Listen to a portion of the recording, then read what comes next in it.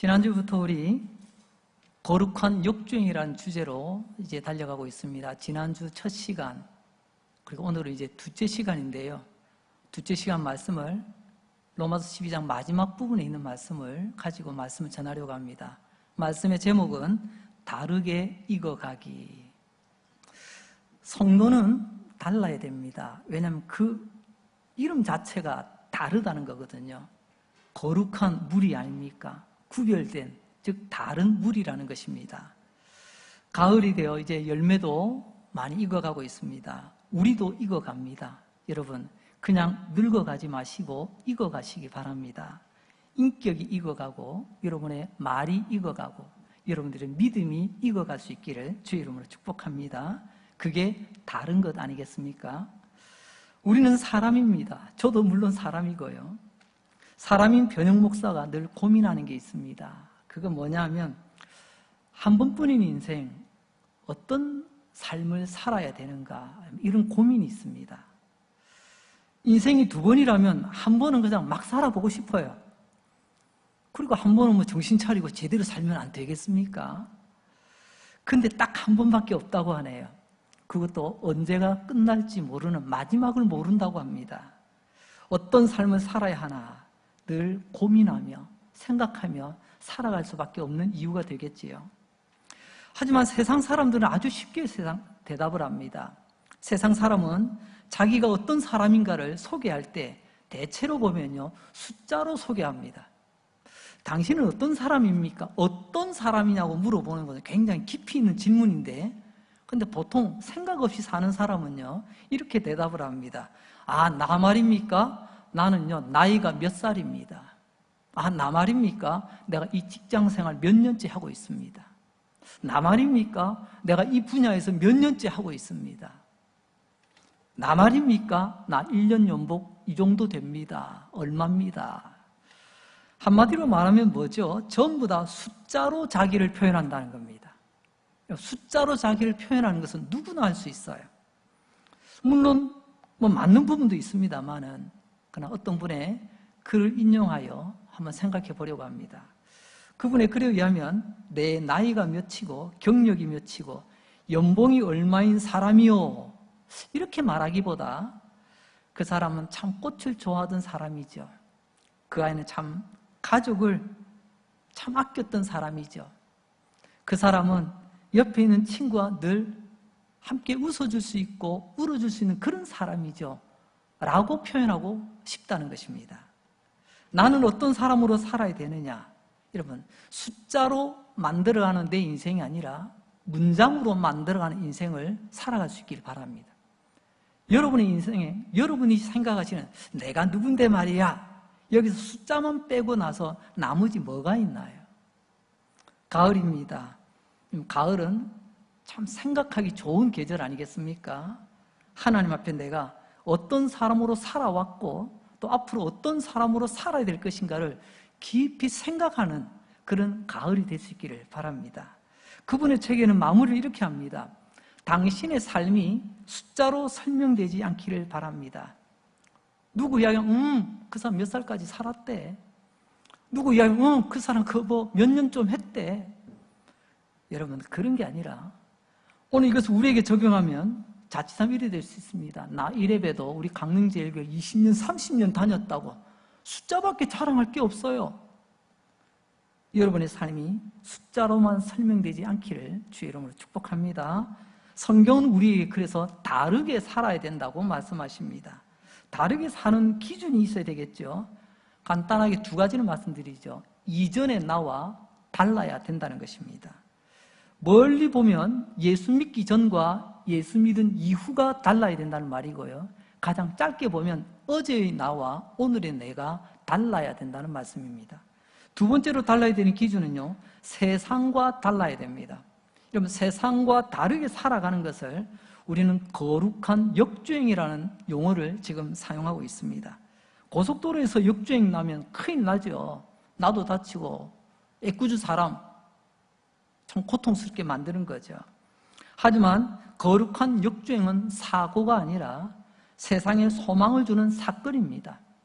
야, 예수 믿는 사람 역시 다르구나. 나도 저런 삶을 좀 살아야 되겠구나. 도전을 주고 희망을 주는 거죠. 그래서 우리 교회 표에 보게 되면 우리는 세상의 소망이 되어야 된다. 그 이유가 바로 거기 있습니다. 우리가 세상과 똑같이 사는 게 아니라 다르게 살아가는 모습으로 그들에게 도전을 주고 소망이 되어야 된다는 말씀이죠. 지난 여름 올림픽 경기가 있었습니다. 코로나 때문에 1년 연기되어서 어떻게 우여곡절 끝에 올림픽이 다 맞춰졌습니다. 그 가운데 저는요, 좀 체조에 좀 관심이 좀 많이 갔습니다. 왜 그런 줄 아십니까? 여러분 보시기에 제가 좀 어떻습니까? 제 몸 동작이 여러분 몰라서 그렇지 제가 몸치 중에 몸치입니다. 제가 그래서 박자를 못 따라갑니다. 그래서 항상 뭔가 할 때마다 몸짓을 하면 늘 한 구살이 들어요. 하지만 그것도 입만 살아가지고 그것도 입으로 여러분들이 대하고 있지 않습니까? 여러분 체조 선수들 한번 보세요. 똑같은 사지백체 가진 인간인데 그럼 나하고 다를 게 뭐 있어요? 때로는 나보다 키도 작던데 그런데 나보다 달리기도 빠르고 점프도 잘하고, 아니 점프만 하나요? 공중에서 몸을 몇 번 돌기도 하고 옆으로 비틀기도 하고. 저는 어질어질해가지고 아무데나 처박힐 것 같은데 착지는 어떻게 그렇게 멋지게 잘하는지요. 그래서 이번 도쿄올림픽에 신재환 선수가 한국 체조 사상 2번째 금메달을 땄습니다. 이런 그 금메달 딴 그 장면들 아마 기억나실 겁니다. 근데 어떻게 해서 금메달을 땄을까요? 나오는 선수들 보니까 다 나보다 잘하더라고요. 나보다 못하는 사람 없습니다. 그러니까 선수고, 그러니까 각국의 대표로 나왔겠지요.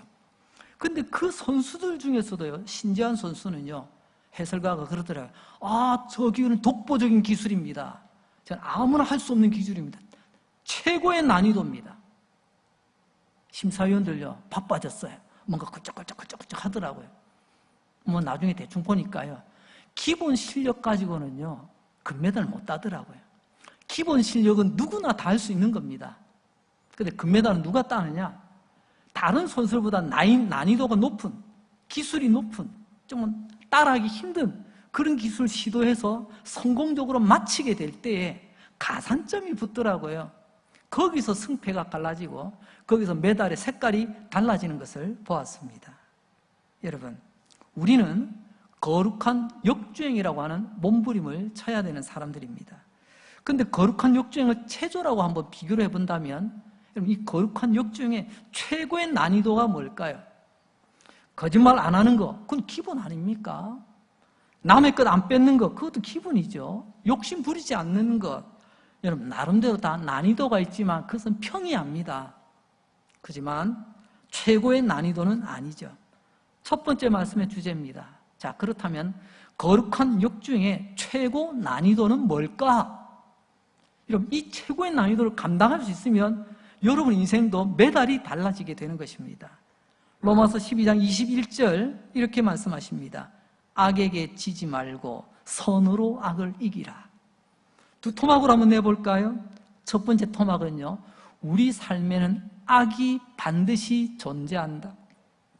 여기서 악이라고 하는 것은요, 헬라어로 카코스라고 하는 말인데, 이건 마귀, 지옥, 이런 악을 말하는 게 아닙니다. 내 생활 속에서 나를 불편하게 하고, 나를 힘들게 하고, 나를 고통스럽게 만드는 그런 것들을 악이라고 이렇게 우리는 번역을 해 두었습니다. 그래서 나를 힘들게 하는 것, 나를 고달프게 하는 것, 그것이 여기서 말하는 악이라는 것을 여러분 꼭 기억하시기 바랍니다. 예를 들자면 이런 거죠. 여러분, 건강한 것은 악이 아닙니다. 불편할 게 전혀 없잖아요. 하지만 심각한 질병으로 고통스러워 한다면 그것은 나에게 카코스, 악이 된다는 것입니다. 나를 고통스럽게 하잖아요. 가난은 악이 아닙니다. 근데 돈이 없다 보니까, 없는 정도가 아니라 나중에는 옆에 다른 사람 거 슬쩍 가지고 싶은 그런 마음까지 생길 만큼 내가 지금 아무것도 없어요. 그게 바로 카코스라고 하는 것입니다. 내 현실에 나쁜 것, 악한 것, 그런 악이 항상 우리 삶에 늘 있다는 거죠. 그런데 오늘 본문에 보면 대표적인 그런 나를 괴롭게 하고 나를 나쁘게 하고 나를 고통스럽게 하는 두 가지 악을 소개하고 있습니다. 먼저는 14절에 너희를 박해하는 자라는 말이 나오네요. 누군가가 나를 박해한다는 것, 그것은 나를 참 골치 아프게 만들고요, 피로하게 만들고요, 나를 어렵게 만듭니다. 그래서 나에게 너무너무 나쁜 거죠. 여러분, 질질인간이라고 한번 들어보셨습니까? 질질인간. 이게 무슨 말이냐면요, 질리도록 질긴 인간입니다. 아니, 한두 번 하다가 끝내야지. 이건 생꼬무주도 이런 생꼬무줄이 없어요. 여러분, 즐겨도 이렇게 즐기고요, 질리도록 즐긴 인간. 아마 여러분들에게 뭔가 펀뜩 떠오를지도 모르겠습니다. 여러분, 이처럼 세상에서는 이런 질질 인간을 영어로는 스토커라 그렇게 부르더라고요. 나는 보고 싶지 않은데 항상 내 삶을 엿보고 있습니다. 내 삶을 살펴보고 있습니다. 그래서 자꾸만 나를 신경 쓰게 만듭니다. 인생의 스토커, 이런 질질 인간들 때문, 그것을 성경에서는 나를 박해하는 사람, 그렇게 표현하고 있습니다. 그리고 두 번째로는요, 19절과 20절에 보면 너의 원수라고 하는 악이 등장하네요. 너의 원수. 이것은 박해하는 자와 좀 비슷한 것도 있지만 또 차이가 납니다. 여기서 원수는 서부 영화에 보면 내 아버지의 원수, 누구의 원수, 총을 뽑고 찾아다니는 그런 원수를 갚아가는 그런 원수가 아니라 이유 없이, 그럼 나는 생각할 때 도무지 내가 이런 대우를 받을 이유가 없는데 자꾸만 나를 향해서 아주 찢어진 눈으로 매몰차게 바라보고 나를 향해서 항상 차갑게 대하고 나를 항상 힘들게 하는, 이유 없이 말입니다. 이런 것을 여기서는 원수라고 표현을 해보았습니다. 이 두 가지가 오늘 본문에 등장하는 내 삶의 현장에 언제나 있는 악, 나를 박해하는, 나를 원수로 보는 그런 사람들이 있다는 거죠. 자, 이제 두 번째 토막으로 넘어가 보면요, 우리 삶에 이런 악이 늘 있다 할지라도 그러니까 어쩔 수 없지 하고 체념하지 말고 포기하지 말고 선으로 악을 이기라고 말씀하십니다. 점점 난이도가 높아지죠. 너를 핍박하는 자, 질질인간, 너의 원수, 너를 미워하고 시기하고 너를 왕따시키는 그 사람 어떻게 하든 지지 말고 선으로 악을 이기라. 내가 한 대 맞았을 때 두 대로 받아치면요, 세상 사람은 좋아합니다. 그래 내 아들 잘했어. 한 대 맞으면 한 대만 돌려준 거 아니다. 꼭 두 대로 돌려줘야 돼. 이건 세상 법칙이에요. 우리가 만약 내가 한 대 맞았으니까 두 대로 갚아줘야지, 그건 세상에게 지는 것입니다. 아무렇게나 이기는 게 아니고요, 하나님 우리에게 말씀하십니다. 선으로 악을 이기라. 난이도가 점점 또 올라갑니다. 선으로 이긴다. 여기서 선이라는 말, 헬라어로 아가도스 이렇게 씁니다. 옳다는 말이죠. 탁월하다는 뜻도 있습니다. 아무렇게나 이기면 안 됩니다. 아까 말씀드렸죠. 이기면 장땡이 아니야? 나 한 대 맞았어. 너 이리가 두 대 맞아. 그건 아니라는 거죠. 하나님 보시기에 좋은 것으로 악을 이기라. 이게 선하게 이기는 것입니다. 단 두 번째로는요, 탁월하다는 뜻이 있죠. 이건 탁월하다는 건 뭐죠? 비교 불가라는 겁니다. 저 사람이 감히 흉내낼 수 없는 그런 탁월함으로 이겨내라는 것입니다. 왜 이렇게 우리에게 말씀하실까요? 가만히 보세요. 하나님은요, 우리의 삶을 너무나도 잘 알고 계십니다. 너의 삶에 항상 악이 있다는 건 나 알고 있어. 하지만 너 그렇다고 거기에 굴복하면 안 된다. 선으로 악을 이겨야 돼. 우리의 삶이 힘들다는 것 알고 계십니다. 얘야, 너 힘들지? 너의 삶에 카코스가 있지? 하지만 힘들게 하는 그 카코스, 그 악에게 넘어지지 말고, 그것도 세상 사람 하는 그런 얄미운 방법으로, 야비한 방법으로 복수하지 말고 하나님 보시기에 옳은 것으로 더 나아가서 탁월함으로 이겨내거라. 하나님 우리에게 이렇게 격려하고 계십니다. 자, 그러면 하나님께서 말씀하시는 악을 이기는 탁월한 것 세 가지가 뭘까요? 오늘 본문에 그 세 가지가 나옵니다. 사실 오늘 말씀의 핵심이 여기에 다 담겨 있습니다. 오늘 본문 속에 악을 이기는 탁월한 것 세 가지, 첫 번째로는요, 그들을 축복하라, 그렇게 되어 있습니다. 나를 핍박하는 사람은 축복하랍니다. 이건 말도 안 되는 것 아닙니까? 말도 안 되는 기술을 우리는 탁월한 난이도의 기술이다라고 말합니다. 이번에 최재선 선수가 보였던 기술, 우리는 또 9년 전에 그 기억이 납니다. 양학선 선수의 자기만이 할 수 있는 기술, 그 이름이 뭐였습니까? 양학선이었어요. 기술 이름 자체가 양학선이 아니면 못한다. 이게 바로 탁월함입니다. 탁월함. 첫 번째가 뭐라고요? 그들을 축복하라. 로마서 12장 14절 말씀입니다. 너희를 박해하는 자를 축복하라. 축복하고 저주하지 말라. 이런 말을 들어보셨습니까? 사람이 입은 총과 같다. 총에서는 총알이 튀어나갑니다. 입에서는 말이 튀어나갑니다. 세상 사람은 나를 미워하는 사람에게 입으로 빵 하고 총을 쏘는데 이러면 어떤 총알이 나오는지 아십니까? 저주의 총알이 날아갑니다. 그게 바로 쉽게 말하면 욕이에요. 욕. 근데 우리나라 요즘 최근 들어서 욕이요 굉장히 관대해졌어요. 우리나라 국민 배구 선수, 국민 영웅 있지 않습니까? 배구 선수. 선수 게임하다가 뭔가 좀 잘 안 맞았어요. 그래서 입에서 뭐라고 하면서 나왔어요.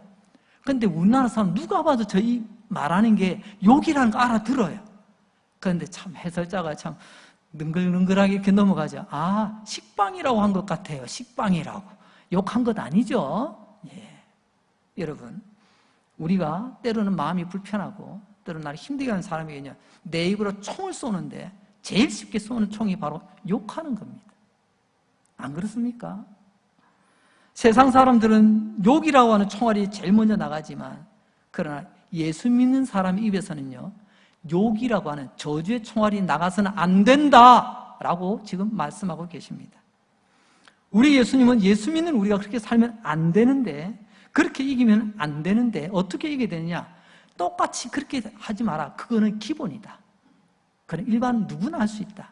하지만 그 기본을 넘어 탁월함으로 승부하라. 그 탁월함이 뭐냐? 입에서 저주가 아니라 축복의 총알을 쏘아라. 축복의 총을 쏘아라.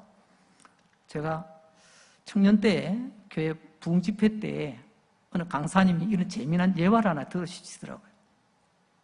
여러분 절대로 예수 믿는 사람은 입으로 욕을 하면 안 됩니다. 저주를 하면 안 됩니다. 입으로 축복을 하시기 바랍니다. 그랬더니요 집에 와가지고 아이가 말을 안 들어요. 평소 같으면 아이고 이 녀석 하면서 그냥 욕이 막 나왔을 텐데 그 설교 말씀 기억나가지고 그 엄마가 이렇게 아이를 나무랬답니다.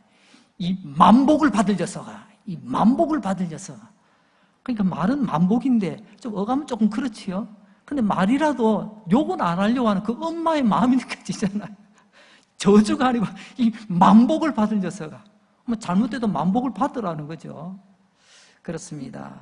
초대교회 성도들이 바로 그렇게 살았습니다. 초대교회는 모든 것이 다 열악했거든요. 그렇지만 복음의 능력은 대단했습니다. 왜요? 그들은요 핍박받고 때로는요 여러 가지 억울한 일을 당해도요 그들 입에서 저주의 소리, 욕하는 소리가 나가지 않았습니다. 축복의 소리가 나갔어요. 그래서 그때에 복음이 그 지역을 지나 온 유럽을 덮게 된 것입니다. 여러분, 요즘 젊은 사람들 하는 말이 있죠. 깜놀이라는 말 쓰더라고요. 깜짝 놀랐다. 요즘 줄임말이 하도 많아가지고 깜짝 놀랐다는 거죠. 내가 예상했던 것 이상으로 반응을 할 때 남들은 한 대 얻어맞으면 2대 때려야 직성이 풀리는데 그러나 예수 믿는 사람은 그렇지 않더라. 주님은 말씀하죠. 한 뺨을 맞으면 다른 뺨을 대고 분명히 내가 이렇게 상대를 대하면 저 녀석이 약이 올라서 아니면 열을 받아서 욕을 할 텐데 욕이 아니고 나를 축복해 주더라? 이건 또 뭐지? 깜짝 놀라는 거죠. 그게 바로 선으로 악을 이기는 것입니다. 여러분, 오늘 탁월한 기술로 이 세상을 이기는 것, 그게 바로 거룩한 역주행의 삶을 사는 모습입니다. 두 번째 탁월한 모습은 그들을 하나님께 맡기는 겁니다. 여러분들 힘들게 하는 그 사람, 아까 누구라고 했죠? 질질인간, 참 질기고 그죠? 질리는 그런 사람 하나님께 맡기라 합니다. 로마서 12장 19절 말씀입니다. 내 사랑하는 자들아 너희가 친히 원수를 갚지 말고 하나님의 진노하심에 어떻게 하라고요? 맡기라. 기록되었을 때 원수 갚는 것이 내게 있으니 내가 갚으리라고 주께서 말씀하시니라. 먼저 주님은 우리에게 말씀하셨다. 너희가 친히 네가 직접 나서서 해결하려고 하지 마. 우리가 친히 이것은 내가 이것은 갚아야 돼. 내가 이건 처리해야 돼. 내가 나서야 돼. 바로 그런 태도 아니겠습니까? 내가 건져서 한번 본때를 보여줘야지. 뭐 그런 마음들을 품고 있는 것입니다. 주님은 말씀하십니다. 이렇게 하면 안 된답니다. 주님은 안 된다는데 우리는 자꾸 하고 싶어요. 내가 친히 나서서 원수를 갚아주고 싶습니다. 우리는 자꾸 내가 정의를 실현해야 된다고 하는 그런 참 정의감에 불타오를 때가 있습니다. 그래서 내가 갚아주고 내가 처리하고 이게 바로 정의 구현 아닌가? 그래서 내가 마치 정의 구현의 사자라고 여길 때가 종종 있는 것 같습니다. 주님은 말씀하십니다. 그거 아니야. 그거 아니야. 친히 우리가 내가 직접 원수를 갚으려고 나서서는 안 되는 이유 두 가지를 말씀드립니다. 첫째는요, 내가 원수 갚는다는 것은요, 하나님의 역할을 빼앗아가는 것입니다. 오늘 19절 아까 한번 보세요. 원수 갚는 것이 어디 있다고요? 하나님께 있답니다. 이건 하나님의 영역입니다. 내가 하나님의 영역을 침해하는 거예요. 우리 사회에서 뭐라고 하죠? 내가 하는 영역에 다른 사람이 관여를 합니다. 이건 월권이라고 말하는 거죠. 이러면 다른 사람이 내 영역에 침략 예고 없이 들어오면 얼마나 기분이 나빠요. 아마 발끈하실걸요? 그런데 보세요. 내가 정의를 구현한다고 하나님의 영역은 내가 함부로 침입한다? 있을 수가 없는 일이죠. 우리가 정의를 실현하고 자꾸 원수를 갚으려고 내가 나대는 것은요, 마치 에덴 동산에서 선악과에 손을 댄 아담, 그가 왜 손을 댔죠? 내가 이거 먹으면 하나님처럼 된다는 것입니다. 하나님처럼. 그때 그 실수를 반복하는 것이나 똑같습니다. 이건 내 영역이야. 이건 내가 알아서 할 거야. 너는 손 떼! 라고 하나님은 말씀하시는데 굳이 우리는 꾸역꾸역 내가 아니면 안 되지. 내가 이거 처단해야지. 그리고 두 번째로, 여러분, 내가 내리는 판단이 항상 옳던가요? 때로는 옳을 수도 있지만 항상 옳다는 보장이 없습니다. 그렇기 때문에 여러분, 우리는 나의 판단을 믿고 정의 구현을 실현하는데 내가 앞장서서는 안 된다는 말씀입니다. 그게 아까 우리가 본문에서 봤던 그런 말씀이죠. 하나님 뭐라고 말씀하셨죠? 16절에 보니까 스스로 지혜 있는 척 하지 마라. 스스로 똑똑한 척 하지 마라. 왜? 세 가지 이유가 있습니다. 첫째는 내 이기심 때문입니다. 두 번째로는요, 내가 받은 상처 때문에 내가 받은 것보다 이런 몇 배로 되돌려 주려고 하는 그런 실수를 저는 저지를 수가 있습니다. 이걸 오버한다고 하죠. 나는 한 대 맞았는데 너 이리 와. 한 대가 두 대가 아니고 몇십 대, 몇백 대로 드러납니다. 예전에 모 회사 회장님이 내 아이 누가 건드렸다고 그 사람 끌고 와가지고 어떻게 했습니까? 너 이리 와. 한 대에 내가 100만 원씩 줄 테니까 너 오늘 좀 시크 좀 맞아봐라. 이게 자기 구현을 자기가 하는 거죠. 그리고 세 번째로는요, 생각지도 못한 엉뚱한 곳에 이 불똥이 튀어가지고 저기서 화재가 나는 수가 있습니다. 내가 원래 원한 건 아닌데 내가 하겠다고 나서다가 여러분 생각지도 못했던 주변에 다른 사람들이 다치거나 다른 사람들이 힘들어지는 그런 일들이 생기게 되더라는 것입니다. 오늘 하나님 말씀하십니다. 네가 판단한 대로 네가 알아서 해결해라. 네가 원수 갚으라. 그 말씀하지 않고요. 하나님께 맡겨라. 하나님은 나보다 훨씬 잘 아시는 분이십니다. 그리고 하나님은 나보다 더 잘 해결하실 분이십니다. 여러분 그걸 믿으신다면 하나님께 맡기시길 바랍니다. 그러니까 내가 직접 나선 이유가 뭐예요? 내가 하나님을 못 믿는 거예요. 이거 하나님 하는 거 내 성이 안 차는데요. 내가 해야 직성이 풀립니다. 이거죠, 이거. 왜 하나님 우리에게 이렇게 말씀하실까요? 앞에 있는 부분과 똑같습니다. 하나님께서 우리가 얼마나 아파하는지를 알고 계시기 때문에 그렇습니다. 하나님은 여러분을 너무나도 잘 아십니다. 여러분이 얼마나 괴로운지, 얼마나 못됐고 악한 인간인지 그 상대가 말입니다. 하나님 알고 계십니다. 그래서 하나님께서 나에게 맡겨. 그럼 내가 확실하게 해결해 줄게. 하나님 그렇게 말씀하시는 것입니다. 그런 말이 있죠. 한때는 나도 피해자였는데 시간 지나고 보니까 나도 가해자가 되어 있더라. 학교 시절 친구들에게 괴롭힘을 당하면 왕따 당하던 친구가 어느 날 보니까요, 오히려 다른 친구를 막 가해하는 가해 학생이 되어 있는 것. 너무 먼 이야기인가요? 시집 와서 참 그 지독한 시어머니 밑에서 그렇게 힘들게 시집살이 했는데 어느 날 보니까요, 나도 며느리 받아놓고 내가 더 심하게 시어머니 노릇하고 있는 것, 이런 거 아닌가요? 여러분, 내가 비록 그 악함들 때문에 마음이 아프고 때는 몸이 아프고 힘들지만 그 악의 하수인이 되어야 되겠습니까?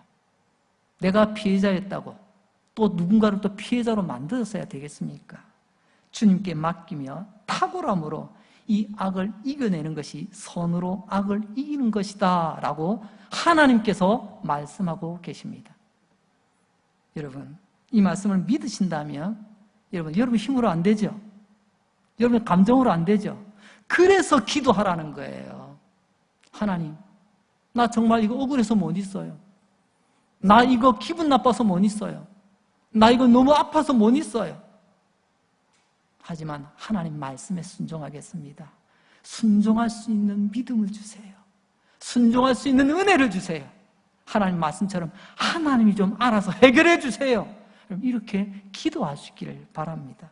기도할 때 우리 이렇게 하나님 약속하신 대로 선으로 악을 이겨낼 수 있게 되는 것입니다. 자, 그러면 세 번째 탁월함은 무엇일까요? 어떤 탁월함으로 이 악을 이겨낼 수 있을까요? 세 번째는요, 관대하라는 것입니다. 누구에게요? 원수에게 말입니다. 그 원수. 난이도가 여기까지 올라갔습니다. 선수는 아무나 하는 게 아닌 것 같죠? 목사님, 나를 그렇게 힘들게 했는데, 나에게 그렇게 피해를 줬는데, 내가 관대하라고요? 네, 하나님은 관대하라고 말씀하십니다. 그러니까 그게 탁월한 거죠. 로마서 12장 20절 말씀입니다. 네가 원수가 줄이거든 먹이고 목마르거든 마시게 하라. 그리함으로 내가 숯불을 그 머리에 쌓아놓으리라. 그 옛날에는요, 나보다 힘 있다고 내 앞에서 힘 자랑했잖아요. 나보다 많이 가졌다고 내 앞에서 가진 거 자랑했잖아요. 나를 괄시하고 나를 힘들게 했던 그 인간, 어느 날 보니까요, 배를 쫄쫄 굶고 있네요. 목이 말라서 입술이 타들어가네요. 이럴 때 우리가 딱 마음에서 올라오는 게 있죠. 코로 넘어오죠. 어떤 냄새가 납니다. 고소하다. 아이고 고소하다. 내 이럴 줄 알았다. 여러분, 그 고소함이 올라올 수 있습니다. 인간이라서. 하지만 그 고소함을 계속 추구하지 마시기 바랍니다. 오늘 하나님 말씀하시는 것, 그 고소함으로 이겼다고 말하지 말고 악에게 지지 말고 탁월함으로 이기는 건데, 그것은 고소하다고 춤추는 것으로 끝내지 말고 그에게 배고프다면 빵을 주고 목마르다면 물을 주어라. 그게 한마디로 말하면 관대함을 보여주는 것입니다. 여러분, 다르죠? 난이도가 차원이 다릅니다. 여러분, 이런 선수가 금메달, 정금 같은 금메달 따는 선수가 되지 않겠습니까? 난이도를 높이시기 바랍니다. 예수 믿는 사람과 예수 믿지 않는 사람의 난이도의 차이가 이만큼이라는 것을 보여주시기 바랍니다. 하늘과 땅 차이보다 더 크다는 것을 보여주시기 바랍니다. 그게 거룩한 역주행의 삶을 사는 하나님의 백성들입니다. 난이도를 높이시고 또 계속해서 훈련하시기 바랍니다.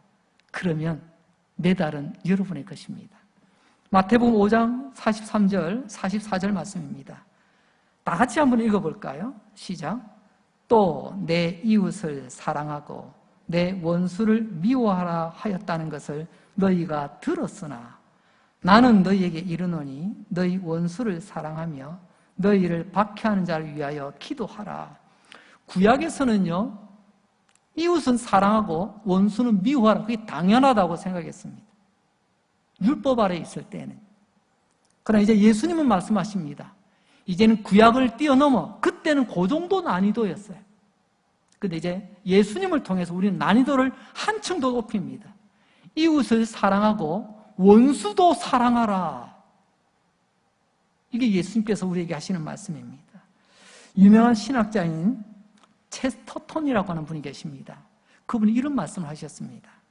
예수님이 왜 이웃도 사랑하고 원수도 사랑하라고 했을까? 여러분 궁금하지 않으세요? 그분은 이렇게 대답합니다. 대부분 이웃과 원수는 동일한 사람이기 때문이다. 맞습니까? 틀렸습니까? 대부분 여러분들의 철천지 원수는요, 여러분 가장 불편하게 하는 사람은 멀리 있는 사람이 아니더라고요. 가장 가까이에 있는 사람입니다. 자주 만나는 사람입니다. 그 사람이 나의 원수가 될 확률이 제일 높습니다. 누구 이야기죠? 바로 저의 이야기, 우리의 이야기 아닙니까? 나도 잘 나갈 때는 모두 이웃이 되지만 내가 잘못되면요, 모두의 원수가 되기도 합니다. 다른 사람도 마찬가지죠. 좋을 때는 이웃처럼 지내다 조금만 삐끗하면요, 여러분 천하의 원수가 되는 것이 우리들의 관계 아니겠습니까? 그래서 예수님 말씀하십니다. 이웃을 사랑하고 원수도 사랑하라. 이렇게 원수에게 관대함을 베푼다는 것은 보통 난이도가 아닙니다. 얼마나 높은지 몰라요. 양악선 기술보다 더 높은 난이도인지도 몰라요. 그러나 우리가 원수에게 관대함을 베풀 때 이런 탁월한 기술들은 우리가 거룩한 역주행이라는 삶으로 살아내게 될 때 여러분 우리 인생의 전광판에 점수가 팍팍팍팍 올라가겠죠. 그 누구와도 비교할 수 없는, 그래서 막 하나님 아버지 앞에 섰을 때 착하고 충성된 종아, 하나님의 칭찬을 받지 않겠습니까? 너는 그냥 남 하는 만큼 하다 왔구나. 알았어. 그게 아니라 너는 탁월한 기술로 살아왔구나. 로마서 12장 20절 아까 보니까 그러함으로 앞에는 관대함을 베풀라는 거예요. 관대함을 베풀고 난 뒤에 그러함으로 네가 숯불을 그 원수의 머리에 쌓아놓으리라. 우리가 관대함을 베푼다는 것은 또 한편으로 이제 바울은 그 사람 머리, 내 원수의 머리 위에 숯불을 쌓아 올리는 것 같다고 비유를 하고 있습니다. 여러분, 한우 숯불 구이집, 숯불로 고기 굽는 집 말입니다. 가보시면 아마 기억나실 겁니다. 주문을 받고 나면 숯불로 해야 될 요리를 주문하면 잠시 뒤에 벌겋게 달아오른 숯불을 들고 옵니다. 손님 조심하세요. 가만히 계세요. 그래서 조심스럽게 넣어주고 또 위에 불판을 올려가지고 데워서 우리가 고기를 구워 먹지 않습니까? 근데 한번 상상을 해봅시다. 손님이 굉장히 많이 모였어요. 막 정신없이 바쁩니다. 또 주문을 받았습니다. 손님 조심하세요 하고 딱 들고 가는데 근데 옆에 있는 손님이 그 말을 들은지 못 들은지 그래서 숯불이 지나가는 자리에 머리를 갖다 댔어요. 이 종업원도 얼떨결에 그 머리 위에 숯불이 얹혀졌습니다. 자, 여기까지만 상상해보고요. 이 손님의 첫 번째 반응이 뭘까요? 어떻게 반응했을까요? 갑자기 내 머리에 그냥 숯불이 탁 얹어졌을 때 여러분 제일 먼저 반응은요, 아 뜨거! 하는 겁니다. 깜짝 놀라는 거예요. 오늘 우리가 관대함을 베풀면 그 원수에게 숯불을 머리에 올린 것 같다라는 가장 쉬운 뜻은요, 그 상대방이 깜짝 놀란다는 겁니다. 나에게 이렇게까지 할 필요가 없는데 왜 나에게 이렇게까지 하냐고 너무 놀라는 거죠. 그러면서 양심의 가책을 느끼죠. 야, 내가 좀 심했다. 야, 내 인간적으로 생각해도 내가 조금 독하게 굴었지. 미안한 마음을 느끼고 양심의 가책을 느끼고 더 나아가서요, 하나님 앞에 회개하는 자리까지 이르게 되겠지요. 그게 머리에 숯불을 올리는 행위입니다. 한마디로 말하면 상대방이 내가 이만큼 했으니까 그래, 네가 그렇게 반응하는 것도 뭐 무리는 아니지. 내가 너한테 욕을 얼마나 했는데, 내가 뒤에서 너를 얼마나 뒷담화를 했는데, 그 정도 네가 하는 거는 뭐 내가 감당하지. 이 정도가 아니라 그가 상상하지 못할 관대함을 베풀 때는요, 이 사람이 깜짝 놀란다는 겁니다. 그런데 현실은 어떻습니까? 니나 내나 욕은 내가 더 잘하고 한치라도 나는 손해보고는 못 살고. 여러분, 그러니까 우리를 만난 사람이 나 때문에 놀라는 일이 있습니까? 놀랄 일이 없죠. 가끔 놀랄 일이 있기도 합니다. 뭐 대형교회 어느 목사님 뭐 이런 비리를 저질렀네, 뭐 어느 교회 집사님, 어느 장로님 뭐 이런 또 뭐 이런 일을 저질렀다네. 그러면서 세상 사람들의 이거 놀림감이 되면서, 그러면서 야, 교회가 그럴 수 있나? 그러면서 놀라기도 합니다. 여러분, 그런 면에서 우리가 하나님 앞에 참 가슴을 찢고 울어야 되지 않겠습니까? 왜 우리 일상의 삶을 보고 세상이 놀라지 않느냐는 것입니다. 왜 세상은 우리 보고 있는 듯 없는 듯 아무런 느낌도 가지지 못하냐는 것입니다. 우리는 그들과 같이 가고 있기 때문이 아닙니까? 그래서 우리는 지금 거룩한 역주행이 필요하다는 것입니다. 하나님 앞에 섰을 때 익어서 서지 않으면 많이 혼날 것 같습니다. 마태복음 5장 16절 말씀입니다. 이같이 너희 빛이 사람 앞에 비치게 하여 그들이 너희 착한 행실을 보고 하늘에 계신 너희 아버지께 영광을 돌리게 하라. 보세요. 착한 행실. 예수님은 착한 행실이라고 표현했죠. 바울은 탁월한 삶이라고 표현했습니다. 표현한 단어는 다르지만 의미는 똑같잖아요. 그게 빛이랍니다. 빛을 사람들에게 비춰주어 다른 사람들이 감히 흉내낼 수 없는 높은 난이도의 삶으로 너의 삶을 빛으로 비추게 하라는 것이죠. 그리하여 하늘에 계신 너희 아버지께 영광을 돌리게 하라. 여기 비치게 한다는 말은 그 말의 뿌리가 빛나다는 뜻이겠죠. 빛난다, 빛, 그죠? 이건 세 가지로 주로 쓰이죠. 등불입니다. 등불이 빛나야 길이 보이지요. 세상은 캄캄합니다. 그래서 거룩한 역주행의 삶을 사는 그리스도인은 세상 사람들에게 등불, 즉 여러분 세상의 유일한 희망이 됩니다. 우리가 그런 사람이어야 됩니다. 이걸 우리가 지금 잃어버리고 있다는 거죠. 두 번째는 보석이라는 말이 있죠. 보석은 반짝반짝 빛납니다. 빌리 그레엄 목사님, 이제는 떠나가셨지만 그분은 이런 말을 남기셨습니다. 그리스도인은 반짝이는 다이아몬드처럼 눈에 확 띄어야 한다. 반짝이는 다이아몬드처럼요, 있는 듯 없는 듯, 이게 아니에요. 반짝이는 다이아몬드처럼 눈에 확 띄어야 된다. 그게 빛을 나타내는 삶이에요. 요즘 익명의 성도로, 익명의 교인으로 살기를 원하는 사람들이 너무 많이 늘어나는 것 같아요. 나의 신앙을 알려고 하지 마라. 내가 교회 다니는 것을 알려고 하지 마라. 나의 장로됨, 나의 권사됨, 나의 집사됨을 세상에 알리지 마라. 그래서 밖에서 만났을 때 아이고 장로님, 아이고 집사님 하면 왠지 모르게 또 불편하신 분들이 계시는 것 같아요. 왜요? 바로 이 모습 아니겠습니까? 세 번째로는요, 번개불이 바로 이 비추는 것입니다. 누가복음 17장에 보면 예수님이 번개가 하늘에서 번쩍이듯, 이때 번쩍이는 빛을 마태복음 5장의 빛과 똑같이 사용하고 있습니다. 오늘 본문을 하면 머리 위에 숯불이죠. 똑같죠? 깜짝 놀라게 하는 것. 우리의 삶이 세상에 번개가, 우리 삶이 번쩍할 때 세상이 깜짝 놀랄 그런 삶을 살라고 하나님 우리에게 말씀하십니다. 그리하여 하늘에 계신 너희 아버지께 영광을 돌리게 하라. 그게 영광 돌리는 거랍니다. 익명의 성도로 있는 듯 없는 듯 사는 게 하나님 영광이 아니고요. 성도는 어디가 다이아몬드처럼 확 빛나는 삶을 살아야 된다는 거죠. 사실 오늘 이 설교는 저를 향한 설교입니다. 제가 먼저 들어야 되는 말씀이죠. 저와 여러분, 우리 이렇게 살다가 이렇게 가서 되겠습니까? 다르게 살아야 되지 않겠습니까? 어제와는 달라야 되지 않겠습니까? 익어가야 되지 않겠습니까? 주님 앞에 가서 아직 덜 익었는데요. 그러면 안 되잖아요. 이제 말씀을 정리합니다. 우리의 삶이 그냥 숫자로만 표현된 인생이 되지 않기를 바랍니다. 내 인생 숫자 빼고 다른 걸로 여러분 인생을 한번 정의해 보시기 바랍니다. 목사 20년 차, 설교를 새벽 기도까지 치면 하루에 한 편 이상씩은 하잖아요.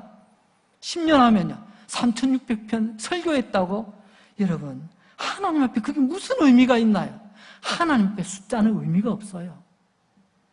내 삶을 숫자로 표현하지 마시고 내 숫자에 내 삶에 대한 이야기로 채우시기 바랍니다. 적어도 저 집사님은 꽃을 좋아하시지, 적어도 저 집사님은 사랑이 많으시지, 적어도 저 집사님은 언제나 보면 항상 달려와서 내 손 잡아주시는 집사님이시지. 여러분, 이게 우리의 삶을 빛나게 하는 모습 아닐까요? 오늘 말씀대로 하자면 우리는 수많은 악함으로 둘러싸여 있는 삶을 살아갑니다. 그 가운데서는 탁월한 삶으로 그 악을 기꺼이 이겨내는 삶을 살아야 됩니다. 그런 사람으로 기억에 남으시기를 바랍니다. 저와 여러분이 숫자로 표현하는 인생이 아니라 뭔가 한 줄 남길 수 있는 그런 사람이 될 수 있기를 바랍니다. 그게 바로 거룩한 역주행, 다르게 익어가는 탁월한 삶의 주인공일 것입니다. 기도하겠습니다. 하나님 아버지, 참 좋은 가을날입니다. 내가 여전히 살아있어 이 가을을 즐기게 하시고 오늘도 1시간 주님 앞에 나와 예배드리게 하시니 감사합니다.